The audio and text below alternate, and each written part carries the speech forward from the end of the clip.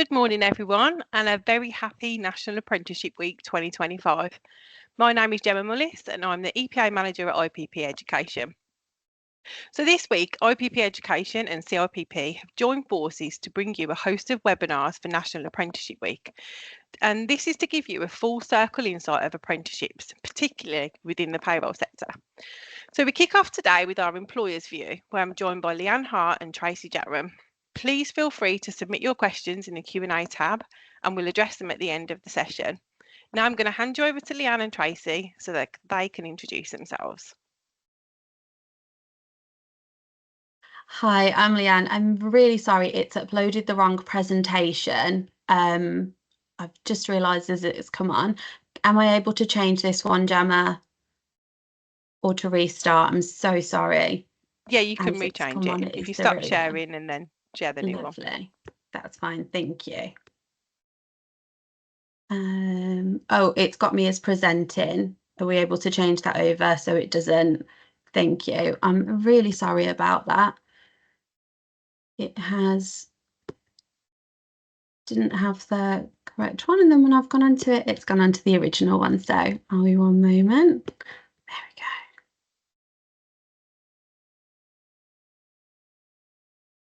That should just come up in 1 moment for us. So yeah, today we'll be talking about developing your payroll team with apprenticeships.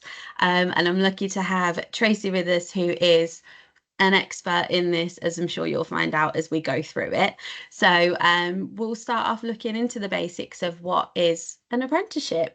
So an apprenticeship is an approved programme of learning which covers a wide range of knowledge, skills and behaviours within the learning outcomes, as well as things like manual calculations, statutory deductions and other essential knowledge for payroll. It also looks at skills, so using computerised payroll software and behaviours like applying professional skepticism to identify and interpret payroll risks and problems. So each apprenticeship is specific in the knowledge, skills and behaviours that are applied to it for the role that it's looking at. And the things that the people that decide these are a mixture of people, including employers within the payroll industry. So they all should be very much applicable to everyday life when we're looking at payroll apprenticeships for it.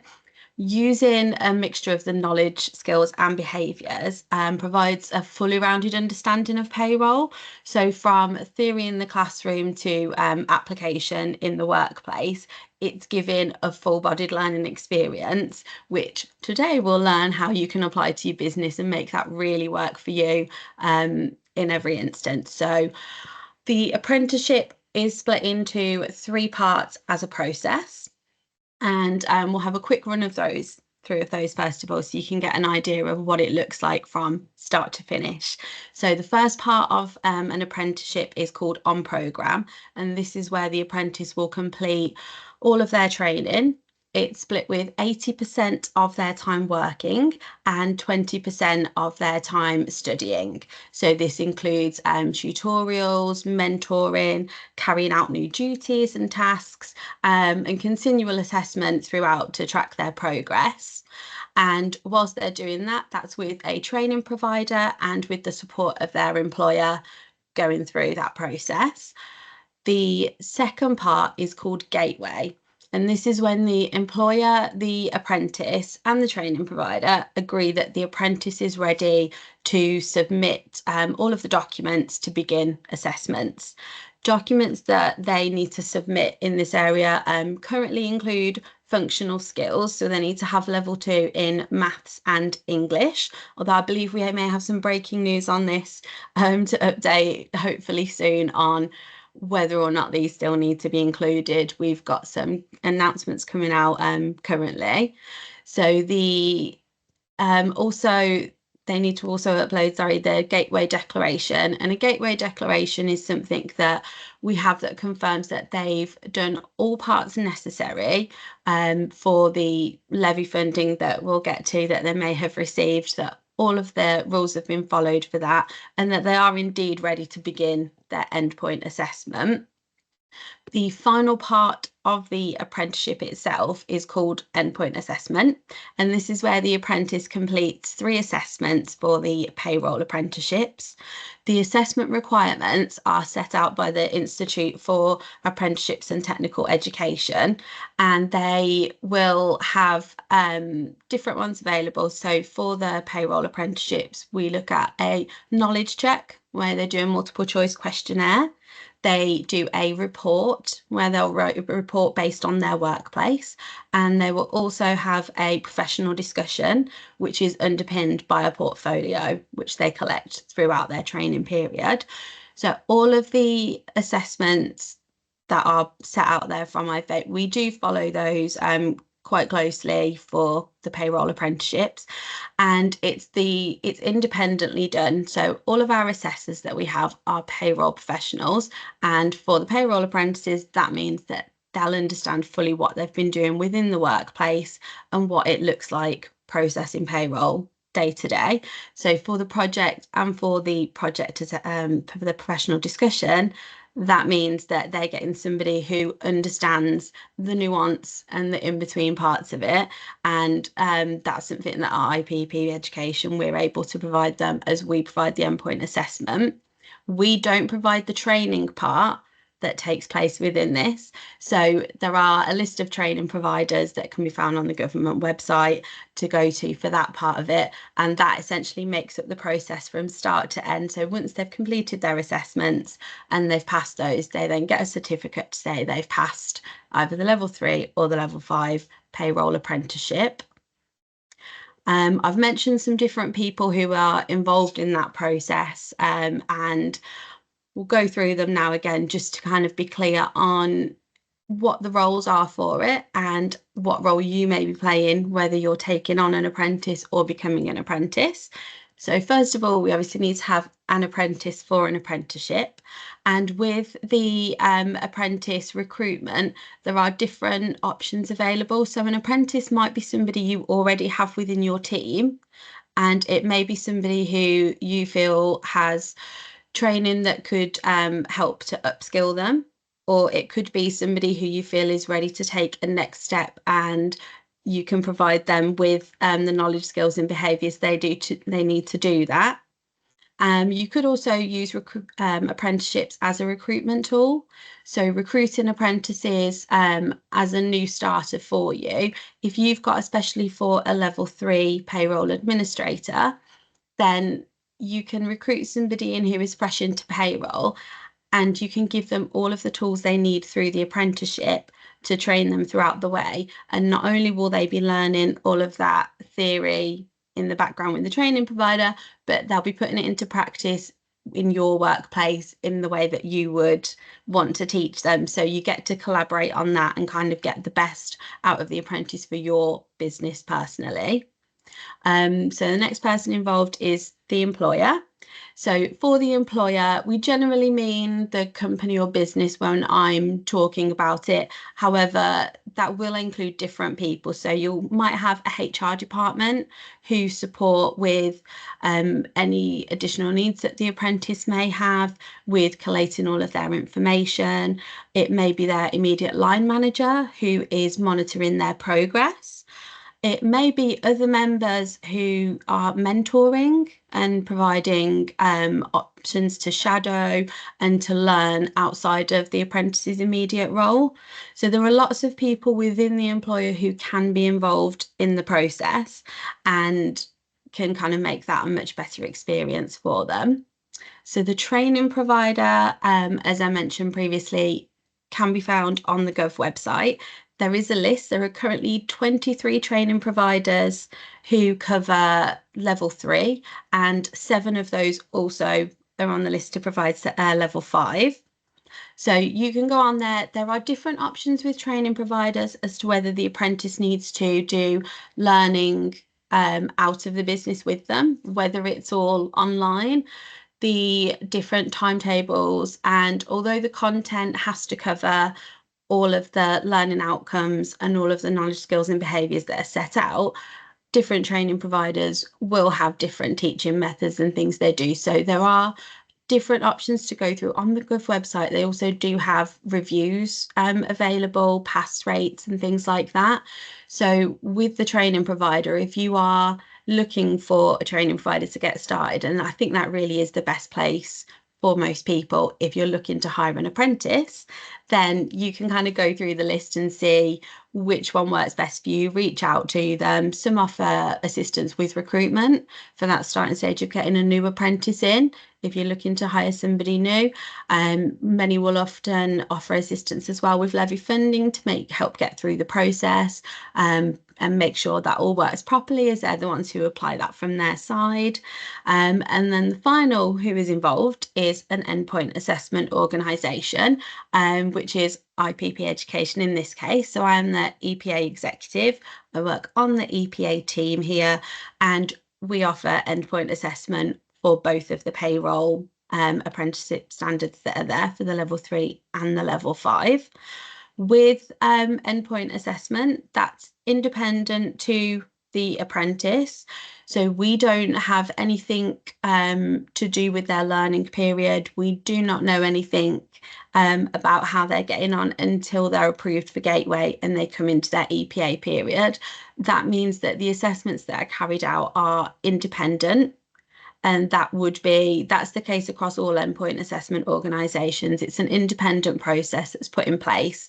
So you as employers and as the payroll industry can be confident that all of the learning that the apprentice has done is suitable for working within the industry, and that everything is to a high standard, and that those knowledge, skills and behaviours that they've acquired are verified and vouched for in that way. So the apprenticeships are also CIPP approved, which I think is kind of a good point to note here. So they're not on us who is involved in apprenticeships in general on here. However, the CIPP do approve the apprenticeships, and they do also offer free membership, which is something to note in the support that's available as you're looking at all of these different people and parties involved within it. So when you're looking into apprenticeships, one of the biggest benefits that comes up is levy funding. So to give some background on what the apprenticeship levy is and how it works, Tracy will be able to give us much more insight into the real life application of this a little bit later on. But for a background into it, the apprenticeship levy is paid into by large employers. Large employers means those with a pay bill over 3 million annually. And the larger employers who pay into that will then have a digital account given to them in which they can access those funds for apprenticeship funding. If they pay into it, so it's 0.5% of that 3 million wage bill that goes into it, then they can take out to get 100% funding for their apprenticeships. Now, if an employer does not pay into the apprenticeship levy, so a smaller employer who has a wage bill of less than 3 million annually, then they will also be able to access funds from the levy. And it's usually a training provider who will assist them in going through that process. And they will get 95% of the training costs funded, with the employer paying the final 5% balance on that.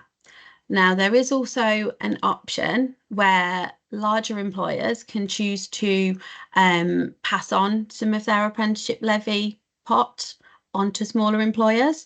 And that means that allows the smaller employers to get the 100% funding as well. That's something, again, that Tracy will be able to give us a little bit of insight, I think, into on actually applying that process. But there are employers, larger employers out there who have a large apprenticeship levy fund pot, and they can't actually spend it all themselves, and they are happy to help smaller businesses and to be able to do that. So that's something that if even that 5% cost is a barrier to you, there are ways to kind of get around that and to get the additional assistance with it.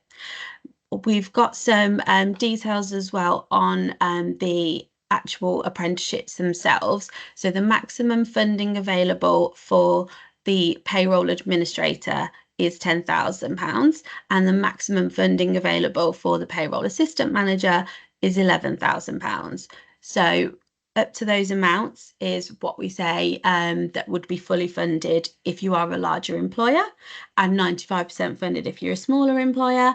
And the difference in that is what you could hope to request from a larger employer if you need the assistance to get back up to the top there.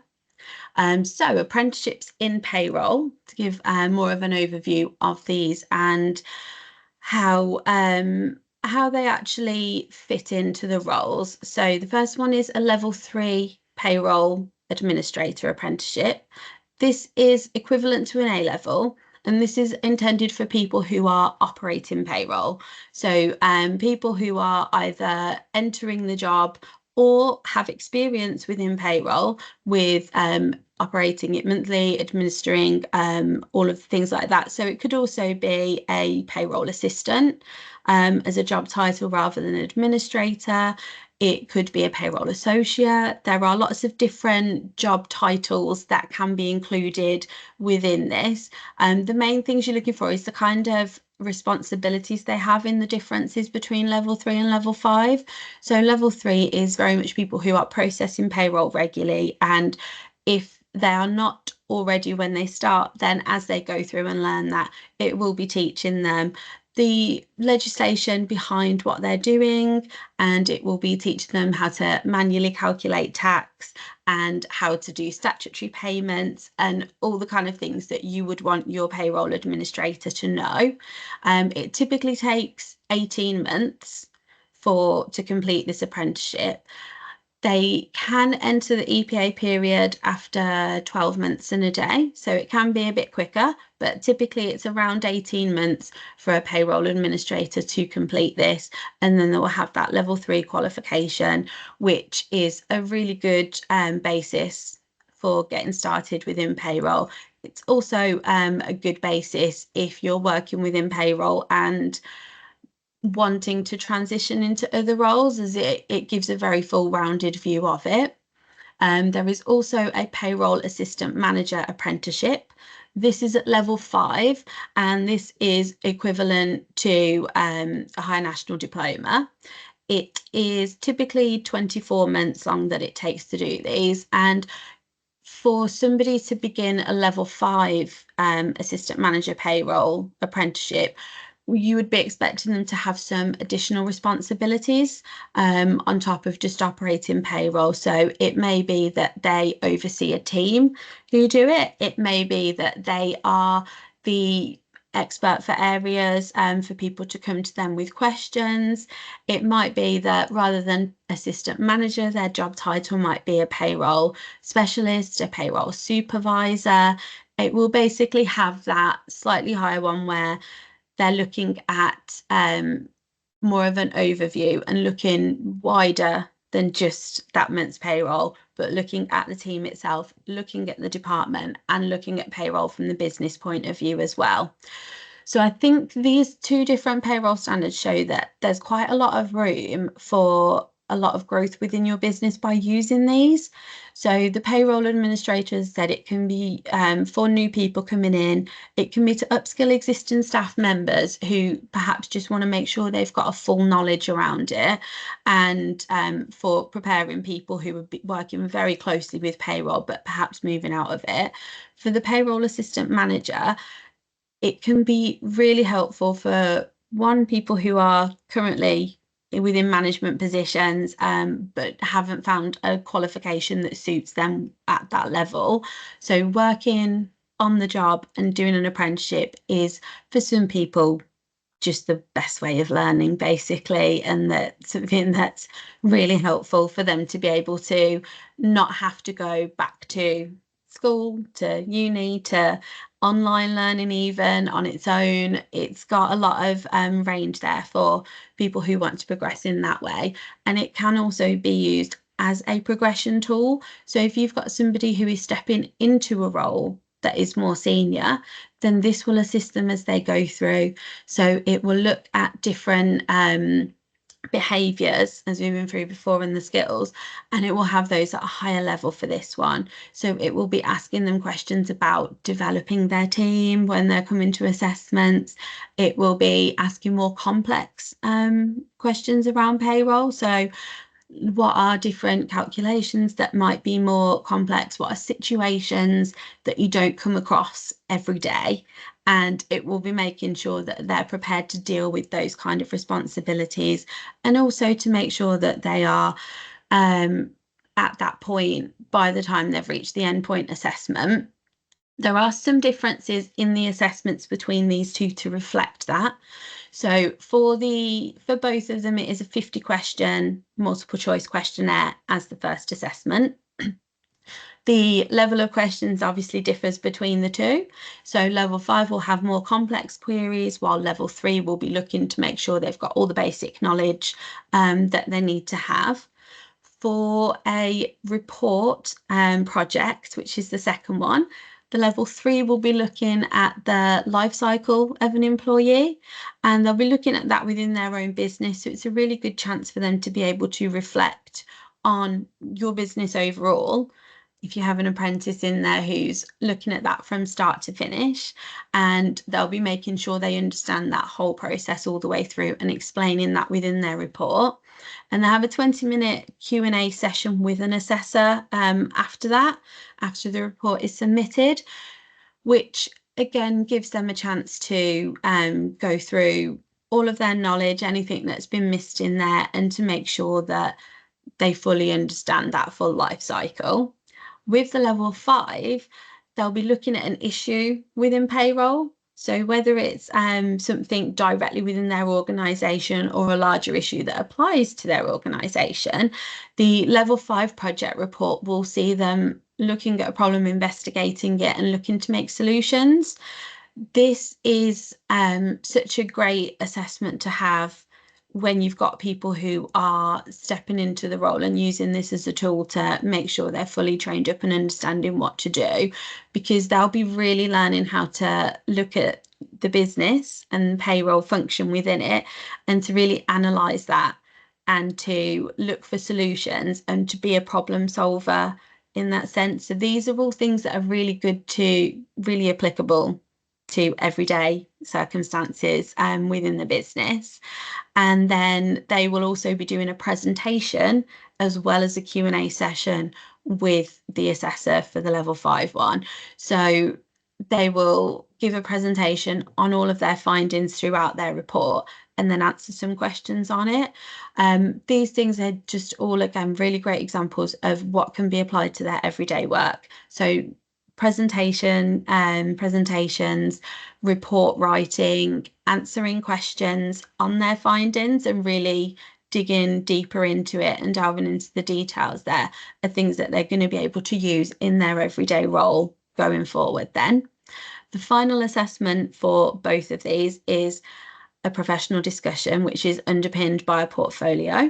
The level 5 one is longer. So they have a chance to, again, go into more detail to be going to that higher level. For both of them, the assessor writes the questions for these based on the portfolio.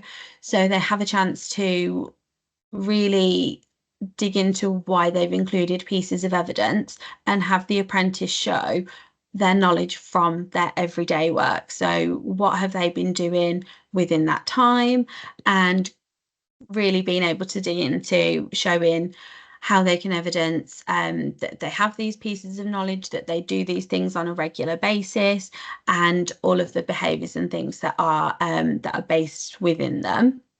So that's a bit of an overview on what they kind of get out of it, and the differences between the level 3 and the level 5.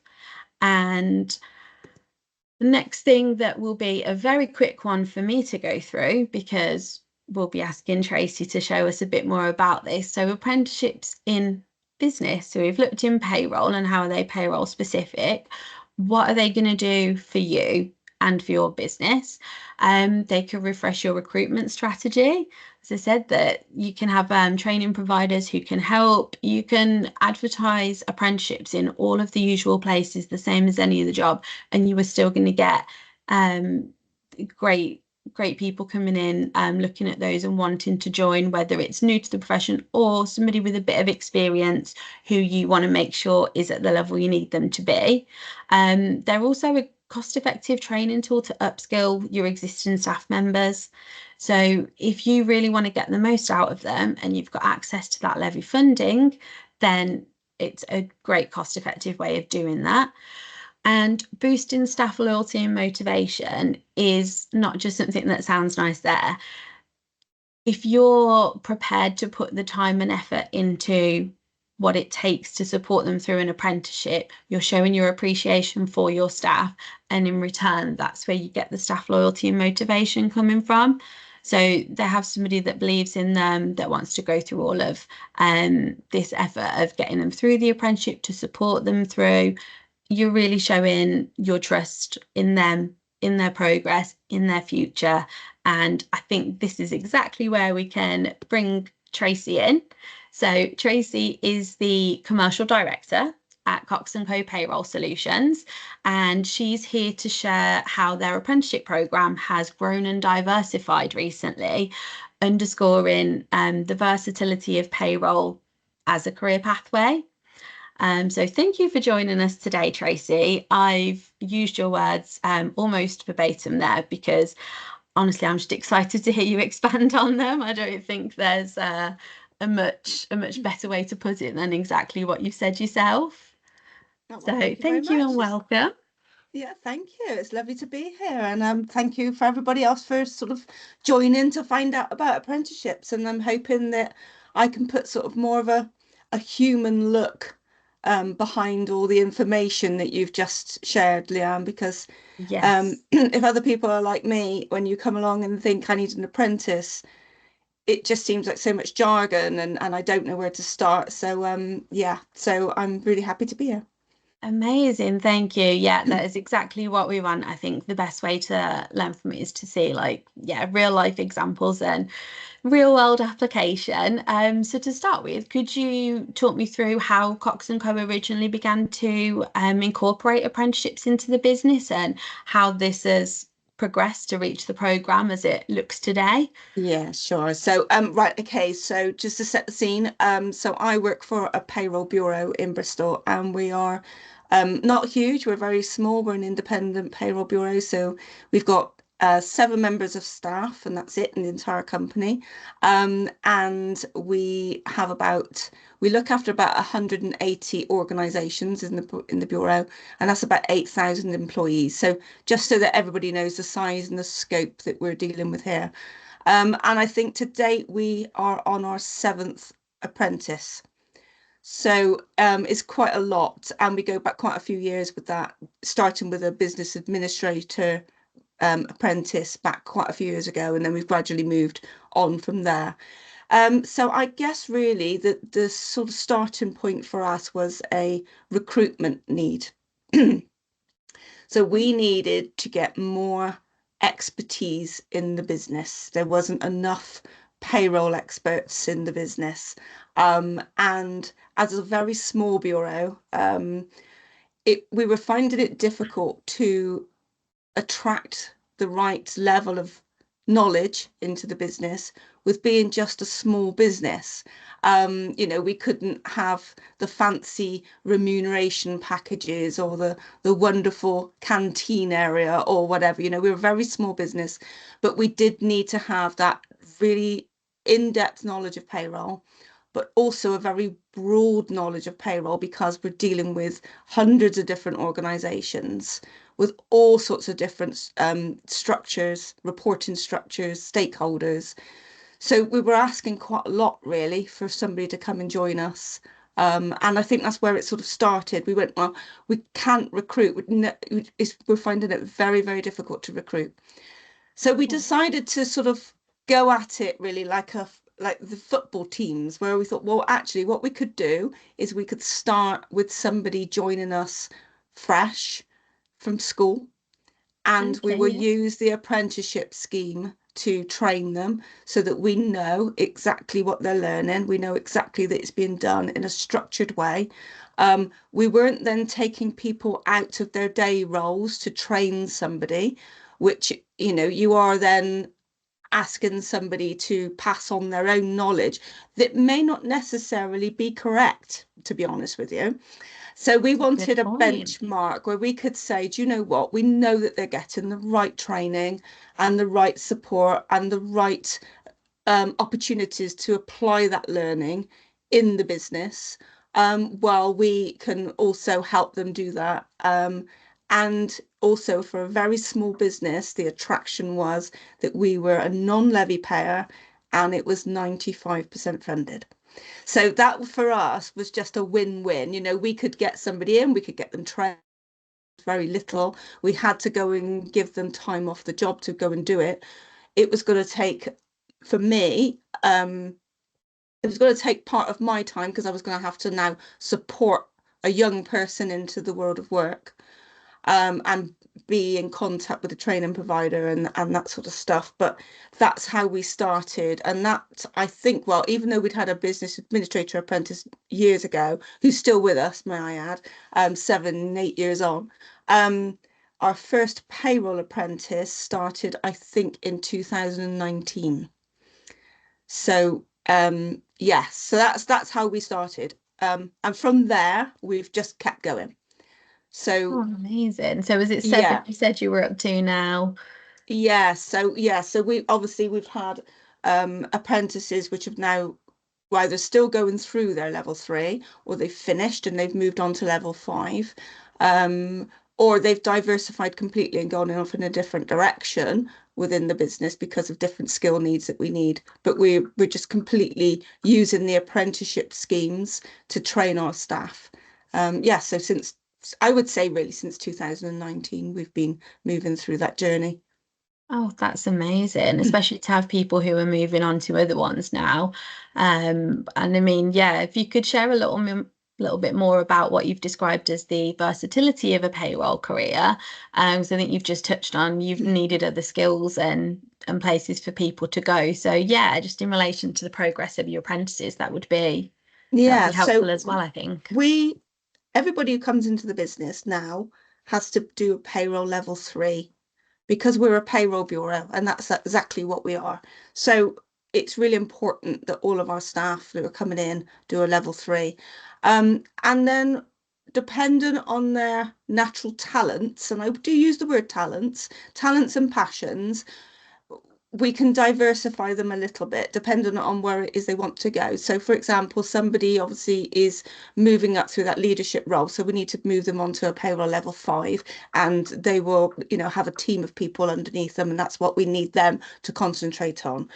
Alternatively, other people will be moving on to other areas of the business. So for example, I myself, and I'm happy to admit this, I'm 55 years old, okay? So this dispels the myth that anybody, you know, you have to be a school leaver to do an apprenticeship. So I'm doing an apprenticeship as well, and I'm doing a business analyst apprenticeship.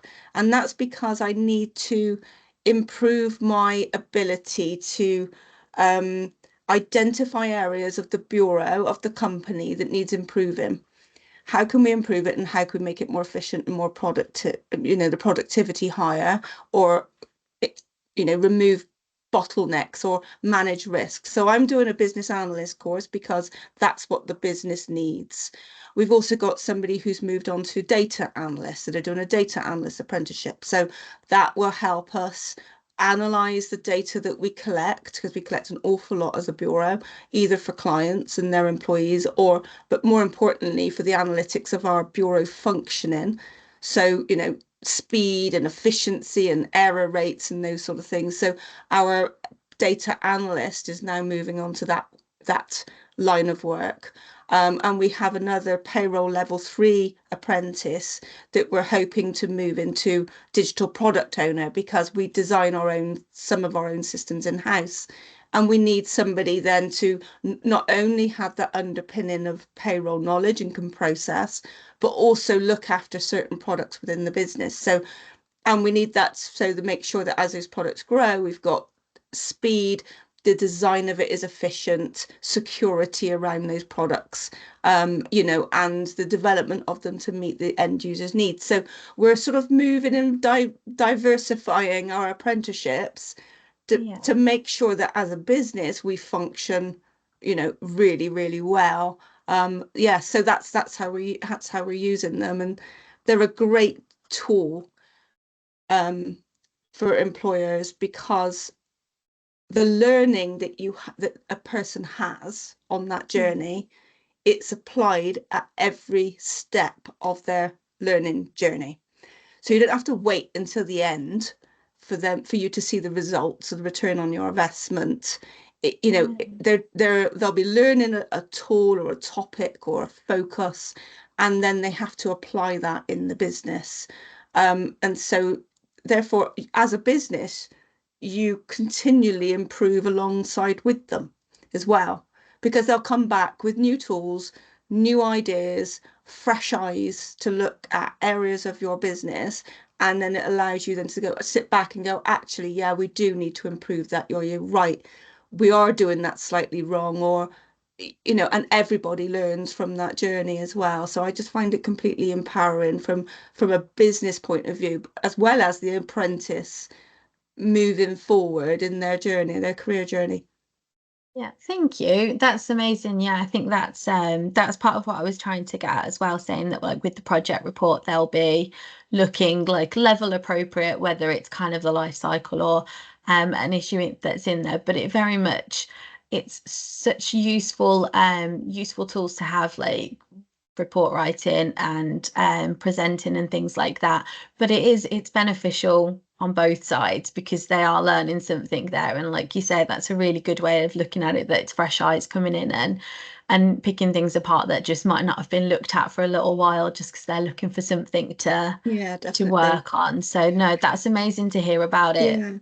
And also I find as well, because our staff all do the same learning journey of the level 3, so they can communicate, they can share their stories about how it's going for them, and build on what the past person has done a project on, even. And as a business, we know that all of our staff are having the same level of training, so you're just able to benchmark where your team are at. That's amazing. And I mean, an apprenticeship it's a real commitment on all sides. I think I constantly singing the praises of apprenticeships and payroll, and especially both together. But I don't try to downplay that it is a commitment for an employer. I think it pays off. It's a very worthwhile one, and like you say, you don't have to wait until the end for that. But you do have to be prepared to support them through it. So what kind of support do you guys provide at Cox Co for your apprentices, and what do you receive as well, actually, Tracy, as an apprentice? So you have to, as an employer, provide 20% off the job hours learning, and that's not that can be done in work's time. So people are in work, but they're spending time doing their studies or gathering evidence to prove, that this is how they manage a process for new starters, or whatever it is that their apprenticeship is what they're required to do with that particular module. Some of our apprentices just do it as the week progresses. So you'll suddenly find that they've booked out some time and they're going to be doing some work, and you can tell that they're doing it on, in between running payroll and that sort of stuff. There's a couple of us that actually can't seem to concentrate when we do that. We can't move our, we have, I don't know why, but we can't just switch from job to job. So we actually have one day that we ring fence and say that's our apprenticeship day. It's probably because I'm doing the business analyst and my colleague is doing data analyst. We need to work together because our projects are very similar, and because it's quite project based all the way through, then it's better for us to take a day out and actually work on our projects and our assignments, and do our learning, whether it's live sessions. So some of our payroll apprentices have to attend live sessions. It's all done remotely, so no one goes anywhere out. They don't have to go and attend a class anywhere. It's all done online. So some of them book out the meeting room and they might go and have their session with their tutor, for a morning or an all day. Some of us have to attend live sessions. They don't always fall conveniently on a Thursday. It might be on a Tuesday, but we manage and it's fine. So everybody is is really supported well to have that 20%. I think it's so important, because the last thing you want is for your apprentice to feel that they're struggling, that they can't, that they're not being given the time and space to think about that problem, or think about how we do this, or ask those questions. Sometimes they might have to arrange a meeting to go through something that maybe they don't normally touch on. So in payroll, they might have to touch on gender pay gap. Well, they might not touch on it. And as a bureau, our size of our clients, we don't have to report on it. But there's somebody who's responsible for it in the business. So we might have to arrange a meeting for that person, to find out how we would deal with it and whatever in the business. So, making sure people got time to be able to do that and do their assignments and write up their evidence is really, really important. Yeah, definitely.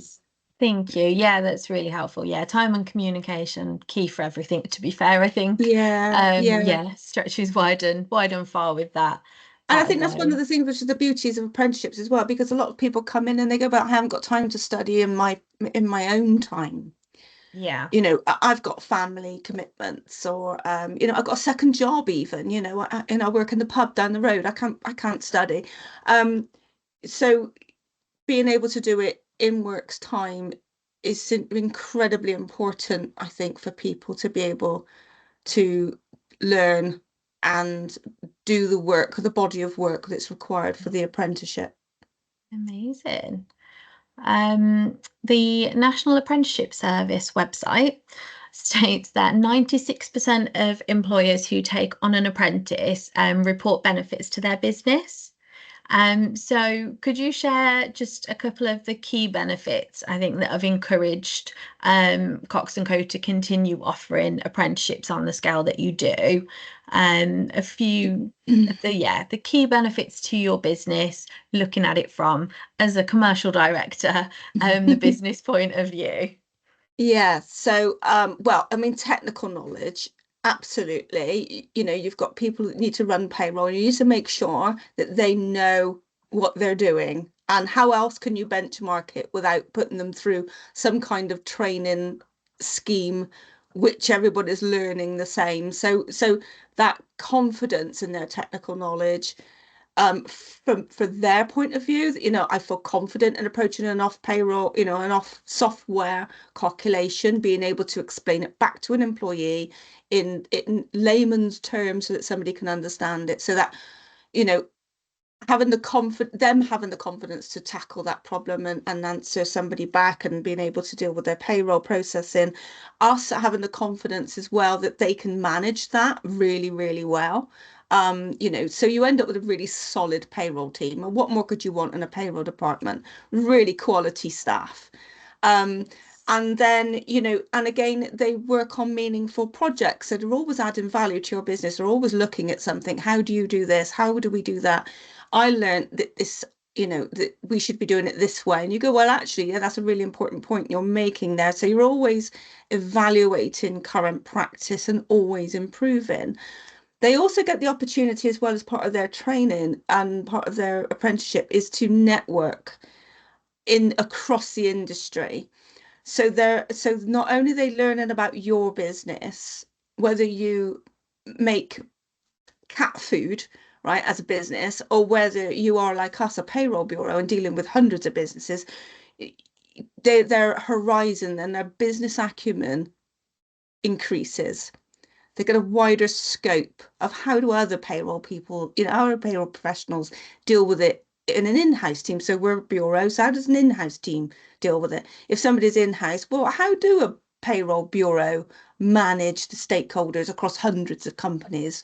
So you learn from each other, and I think that's really valuable, because you might not have any dealings with, say, the public sector or people who work in the NHS payroll, and so you end up with a very wide commercial knowledge base, I think, of the business world, in which payroll is so wide and varied, and in every business of the country, and so yes, it's fantastic for that.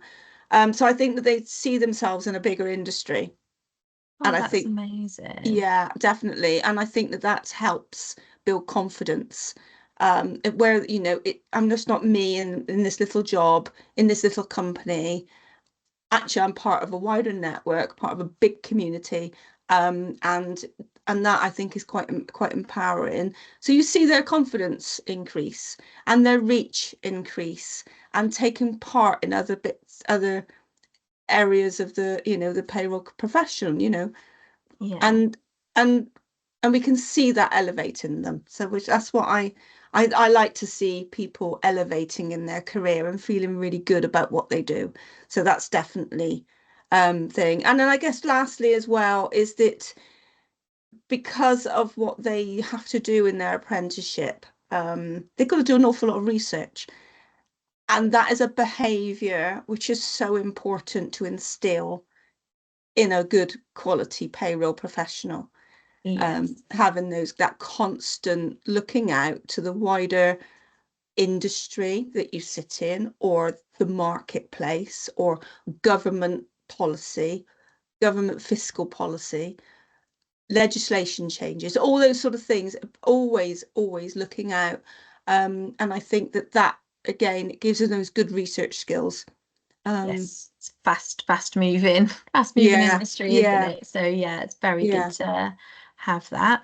Thank you. I did provide an overview of the apprenticeship levy, of the benefits, and hopefully it came across clearly enough how it works. If you pay in, then you get the full 100%. If you don't, you get the 95%. But it would be great to hear kind of how this works in the real world for you. Like, how have you found the process? And are there any other tips with levy funding that you would like to get? Because it is, yeah, very helpful. Yeah, so it's quite easy, to be honest with you. So you have to set yourself up. We're a non-levy payer, so I can't speak for anybody who's a levy payer. So you set up an account, like an apprenticeship service account, or something like that on the government website. You have to fill in some details, and you know, I think you've got to put your PAYE scheme reference number in. And then on there, you can, once you know who your apprenticeship training provider is, and you know, for anybody who's considering this, then do ask around in your network who's using who, what do you reckon, get some feedback. So that's a really good way of finding which is a good apprenticeship training provider for your particular apprenticeship scheme that you're looking for, as well as the government website. And then once you found your apprenticeship training provider, they will give you a code that you link to, and then they do all the stuff in the background. I have to admit, I don't know what they do, but they do all the stuff in the background, link various things up, and eventually you get a bill for your 5%. Okay. Now, this year we did something slightly different. I was really excited about, actually, because on the same portal, you can ask and approach other businesses if they would transfer their spare levy money to you to pay for your apprentice. So, and it's just a list of companies. You just drop down a list of companies. You can look by sector, you can look by part of the country that you're in. Some businesses say no, they'll only, you know, you've got to be in the NHS, or that car maintenance or something like that. But you can look, and some say no, any company, any part of the country. And then you just have to fill out an application form to say, this is who we are. This is the apprenticeship we want to fund. This is the person I'm thinking of funding, and this is how the benefit it would be to my business. So we did that this year, and we managed to get funding, 100% funding for 2 payroll apprentices. So we don't have to pay any training fees. So the only investment, that the financial investment we're making, obviously we've got to pay somebody to come to work, but is the 20% off the job, because, you know, that is a day of say non-work productivity charging time if you're in a payroll bureau. So you know, so that is, you know, you could class that as a cost to the business, but on the other hand, they're learning, they're doing work from day one, so you know, it is a win-win situation, really. So that's how the levy funding worked for us. Amazing. I think that's, yeah, just thank you. Such a good example of how helpful it can be to be able to reach out to the companies as well. And I think even I wasn't sure entirely how it works on the at the actual point of that process. So knowing that there is a list that's on there of people you can reach out to, and I'm sure if you start by sector or local area where it's potentially businesses who are keeping it for ones that are in a similar field to push up, then that's really good. But technically, it could be anybody. So it's something to reach out and ask about. It's definitely worth it. I would do it every time now, just definitely to see whether we can get 100%. Some people never reply, and that's absolutely fine. You know, the funding we had was from a big financial company, a big insurance company. And they actually rang me and said, brilliant, payroll, fantastic. They actually rang me and said that. So that was brilliant. I thought, oh, lovely. They actually understand the value of a payroll apprenticeship. Amazing. Thank you so much. That's most of the things that I kind of wanted to ask you about. If there are any other tips or general advice that you would like to share that we haven't covered and you think would be helpful from that personal experience, then please feel free to now. Otherwise, I'm sure we can see if anybody else has any questions. So any last words for us? Words of wisdom, Tracy? I think that we were quite fortunate that we were able to find enough work for an apprentice to come into the business to do. You know, I mean, we start them off, and this is not to do with levies or anything like that. So we always start off our apprentices on 6 months, get to know the business. Now, it's because we're recruiting school leavers, you know, or come out of college and maybe work for a year or something like that, you know, doing something like that. We have got one apprentice, by the way, who isn't a school leaver. Okay, she's done a degree and she's ended up coming to us, but that's a different story. So we spend 6 months with them, getting used to the business, getting used to answering the phone, getting used to coming into work, coming in and learning about certain aspects of payroll, whether it's statutory benefits. I get them to make videos for our YouTube channel. I get them to do all sorts of bits and pieces to help them to understand where we are, how we sit, who we deal with, who our clients are, and how we operate. And then the apprenticeship starts then 6 months after they've started. So by that point, they're part of our team. They've already done some bits and pieces of work. They've already started maybe processing some little one director payrolls, or, you know, the odd payroll that might have the odd change, you know, variable pay on it, that sort of stuff. So they've started to build up a little tiny client base. And then that's when they start. So when they hit their apprenticeship, they've got a good understanding of who we are as a business and what their role is. And I've found that really, really, really useful. And we've had great successes on the back of that. So that's what I do. So a lot of people I speak to, they say, I don't know what work I'm going to give them because I don't know how to do anything. You know, until they know what to do with payroll, I can't find them any work. But I think you've got to think a little bit creatively about stuff in your business that they can do. Yes, I think that was my first point on apprenticeships in business was a way to refresh recruitment strategy. And I think what I meant by that was very much like what you've just said, like look at it in a completely different way. And clearly it's working for you guys and it's going very well. So thank you so much for sharing all of that.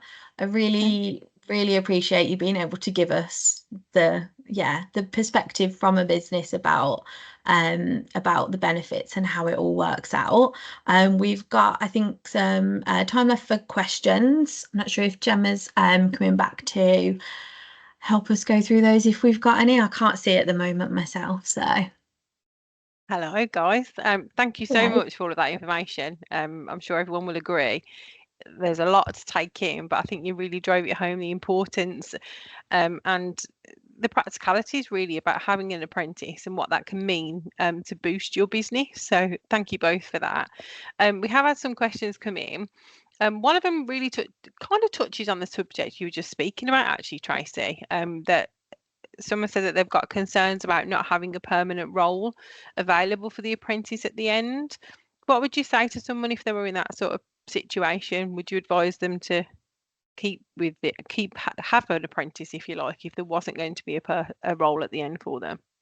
Yeah, I mean, I that's very difficult for me to say, really. I mean, generally speaking, when you recruit because you have a need for additional resource in your business, unless you consider yourself a training school, you know, and you go, well, I just want an apprentice and release them into the world to help the payroll profession.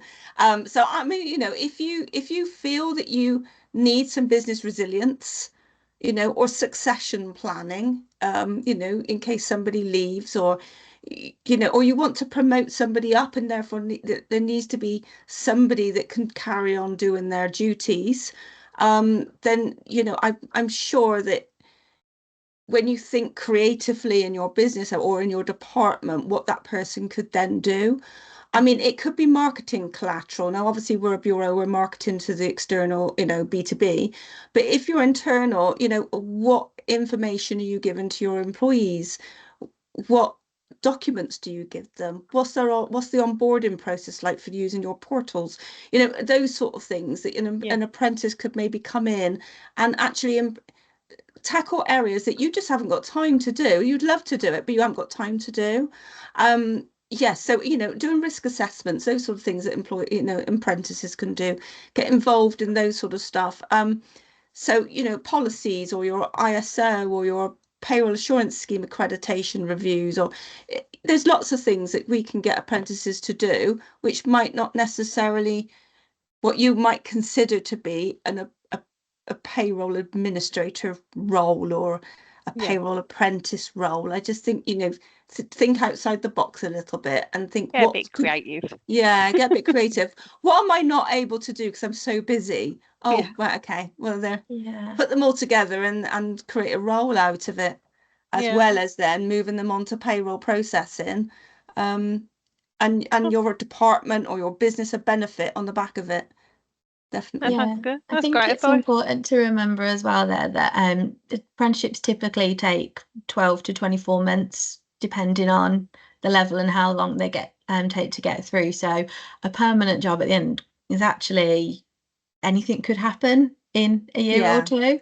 There can be a lot of changes. So I think if it's worthwhile now, then it's worth considering all those options that Tracy's just said, if permanent isn't looking towards the end of it like it's available. But yeah, there's lots to think about. Amazing. There's another question that's come in, and it's one actually I wrote down to ask you as well, so we're aligned. And it was about finding the right training provider. So obviously, everyone has a personal preference to how they like to be trained and what involvement. But how would you go about finding that training provider, Tracy? What are the key elements that you look for in a training provider before you would engage with them? Okay, so well, do they run the scheme? That's always a good one. Okay, so and then also the tutors, are they ex-payrollers? You know, and what's their experience? Where have they been? Because it's so important for me that if you're going to have somebody being trained in payroll, that they're being trained by a payroll professional, and not, in some instances, an HR professional, which is you know, doing the payroll sections of your course.